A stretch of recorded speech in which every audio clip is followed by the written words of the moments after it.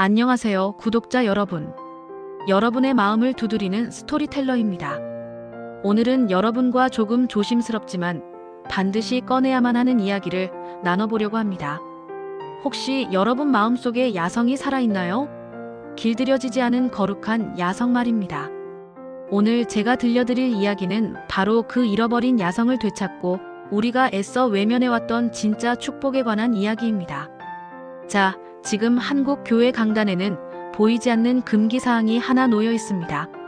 마치 만지면 부정해질 것 같고 거룩함을 훼손할 것만 같은 두려움 속에 갇혀버린 주제, 바로 재물에 관한 이야기입니다.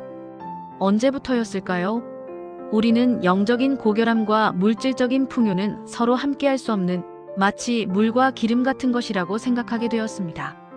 강단에서는 청빈, 그러니까 맑은 가난이야말로 성도가 추구해야 할 최고의 미덕인 것처럼 가르치고, 우리 성도들은 가난하게 사는 것이 곧 경건하게 사는 것이라는 무언의 압박 아래서 신음하며 살아가고 있죠. 물론 탐욕을 경계하고 자족하는 마음을 갖는 것, 정말 귀한 신앙의 유산입니다. 하지만 저는 이 지점에서 성경을 펴들고 아주 조심스럽게, 그러나 아주 단호하게 묻고 싶습니다. 하나님께서는 인간을 당신의 형상대로 창조하시고 이렇게 명령하셨습니다. 생육하고 번성하여 땅을 정복하라. 여러분, 이것은 단순한 축복이 아닙니다. 이 땅을 다스리라는 통치권을 우리에게 위임하신 겁니다. 그렇다면 오늘날 하나님의 자녀된 우리가 세상 속에서 무기력하게 살아가며 물질의 문제 앞에서 쩔쩔매는 것이 과연 하나님의 온전한 뜻일까요? 진짜 참된 영성은 현실을 도피해서 산속으로 들어가는 것이 아닙니다. 오히려 하늘의 뜻을 이 척박한 현실 속에 기어이 구현해내는 치열한 균형 감각이어야 합니다. 그런데 안타깝게도 오늘날 수많은 성도님의 삶을 보면 교회 안에서의 삶과 세상에서의 삶이 완전히 분리되어 있습니다. 주일에는 너무나 거룩한 예배자이지만 월요일 아침이 밝아오면 자본주의라는 거대한 파도 앞에서 방향을 잃고 표류합니다. 성경적인 물질관이 제대로 서 있지 않으니 재물을 무조건 죄악시하거나 반대로 맹목적인 기복신앙의 대상으로 전락시켜버리죠.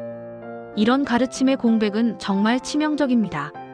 수많은 영혼이 이단이나 타 종교가 제시하는 잘못된 번영의 논리에 쉽게 미혹되거나 당장 눈앞의 경제적 결핍 앞에서 신앙의 정절을 지키지 못하고 무너져 내리는 모습을 우리는 너무나 많이 봅니다. 이제 교회는 이 침묵을 깨야 합니다. 성경이 말하는 부와 재물에 대한 가르침을 회피하지 말고 정면으로 마주해야 합니다. 하나님께서 우리에게 주신 마음은 두려워하는 마음이 아니요 오직 능력과 사랑과 절제하는 마음이라고 했습니다. 그리고 기억하십시오. 이 능력 안에는 세상을 다스리고 경영할 수 있는 힘, 바로 장자권이 포함되어 있습니다. 저는 교육학 박사이자 목회자로서, 그리고 복음의 불모지에서 땀 흘린 선교사이자 상처 입은 영혼들을 돌보는 상담가로서 정말 많은 성도님을 만나왔습니다. 그분들의 눈물 속에는 영적인 갈급함도 있었지만 현실의 벽 앞에서 좌절하는 뼈아픈 고통이 서려 있었습니다. 여러분이 살아가는 삶의 현장은 전쟁터와 같습니다. 그곳에서 승리하려면 뜬구름 잡는 추상적인 위로가 아니라 실제적이고 구체적인 무기가 필요합니다. 제가 오늘 여러분께 소개할 이 이야기, 그리고 제가 쓴 책의 동기가 바로 여기에 있습니다. 불안은 문제가 더 이상 여러분에게 걸림돌이 아니라 하나님의 나라를 확장하는 거룩한 디딤돌이 되기를 바라는 간절한 소망을 담았습니다. 우리가 주목해야 할 핵심 개념은 바로 장자권입니다. 원어로 이 장자권이라는 단어는 단순히 태어난 순서가 첫째라는 뜻이 아닙니다. 이것은 아버지의 통치권을 계승하는 영적 리더십이자 다른 형제들보다 두 몫을 더 받는 상속권을 의미합니다. 하나님께서 우리를 당신의 장자로 부르셨다는 것은 이 땅을 영적으로 통치할 권세와 더불어 그것을 감당할 수 있는 물질적 능력인 재물권 또한 허락하셨다는 뜻입니다. 그래서 저는 장자권으로 승부하라는 이야기를 통해 크게 4가지 비밀을 풀어가려 합니다. 첫째, 우리가 막연하게만 알고 있던 장자권의 진짜 의미를 파헤칩니다. 왜 장자권이 영적 통치권이자 두 몫의 상속권인지 명확하게 정의할 것입니다. 둘째, 성경 속 인물들의 삶을 현미경처럼 들여다볼 겁니다.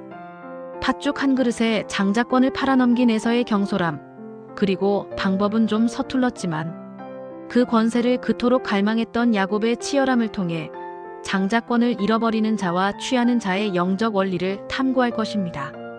셋째, 조금 더 구체적인 방법론입니다. 영적 권세가 어떻게 실제적인 재물의 흐름으로 이어지는지, 우리가 삶의 현장에서 어떻게 거룩한 욕심을 품고 재물권을 획득할 수 있는지에 대한 성경적인 방법을 나눌 것입니다. 마지막으로 그렇게 얻은 장자권을 어떻게 사용할 것인가입니다. 재물은 그 자체가 목적이 될 수 없습니다. 하나님 나라를 위해 쓰여야 할 도구죠. 뱀처럼 지혜롭고 비둘기처럼 순결하게 재물을 다스리는 청지기의 삶을 이야기할 것입니다. 이 이야기는 단순히 부자가 되는 처세술을 말하는 게 아닙니다. 하나님께서 태초부터 계획하신 자녀의 권세를 회복하는 영적 지침입니다. 각 챕터마다 성경 속 사건을 생생하게 재현하고 그 속에 숨겨진 하나님의 뜻을 캐내어 여러분의 삶에 적용할 수 있도록 준비했습니다. 그리고 마지막에는 결단 기도를 통해 읽고 깨닫고 기도하며 나아갈 수 있도록 도울 것입니다.